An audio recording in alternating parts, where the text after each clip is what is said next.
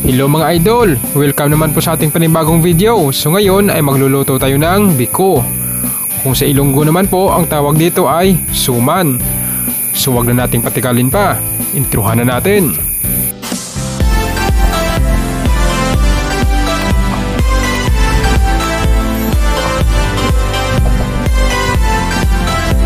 At ito na nga mga idol, nakapagsain na tayo ng 1 kilot kalahati na malagkit na bigas or glutinous rice. Kung sa Ilonggo naman, ang tawag dyan ay pilit. Nakapaghanda na rin pala tayo dyan ng ating panggata. 3 niyog yung ginamit natin dyan para mas malinamnam. Yung tubig palang ginamit natin na pangpiga dyan ay mga nasa 250 ml lang para tamang-tama lang mamaya sa pagluto ng ating biko. Pagkatapos ay ibubuhos natin yan sa ating kawali. Dahan-dahanan sa pagbuhos para wag matapon. Sa pagluto kasi ng biko mga idol, dapat marunong ka rin magtansya ng gata kung gaano karami. Kasi nga mahihirapan tayo mamaya sa pagpatuyo ng ating biko pag hinahalo natin ito. Pagkatapos natin ibuhos yung gata, takpan na natin yung kawali tapos antayin kumulo. Pagkalipas ng mga 10 minuto, tingnan na natin mga idol baka kumulo na. At ayan, kumukulo na nga yung ating gata. So pwede na tayong maglagay dyan ng ating asukal na maskubado.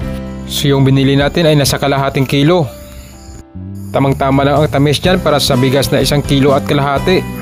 Pagkabili ko kanina sa palengke mga idol, mayroon palang 2 kulay ang asukal na maskubado. Yung isa light brown at yung isa is dark brown. Siyempre dark brown yung binili natin, mas maganda kasi ang kulay niyan pag ginamit sa biko. Pagkatapos natin ilagay, ihalo lang natin sila ng gata. Haluin na natin ng haluin para madaling matunaw.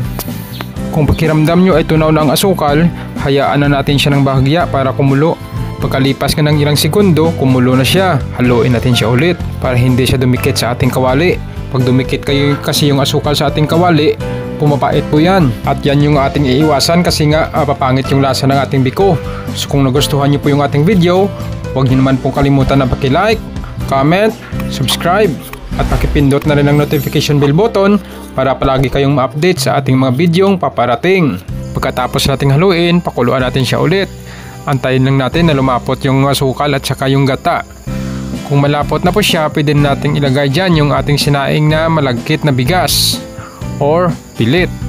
Pagkatapos natin ilagay sa kawali, haluin na siya natin ng haluin hanggang sa maging pantay yung kulay ng ating kanin.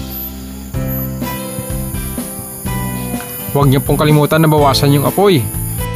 Pag hindi niyo po kasi binawasan yung apoy, minsan hindi pa natin na mimix na mabuti yung kanin, ay sunog na yung ilalim ng ating kawali or yung mga kanin na nasa ilalim po na nakalagay.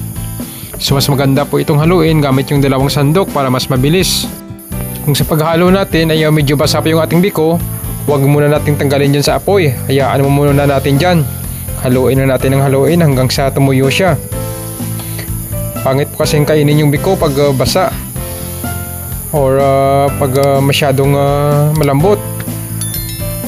Mas maganda po kasing kainin yan pag medyo tuyo. So ayan, medyo tuyo na yung ating biko.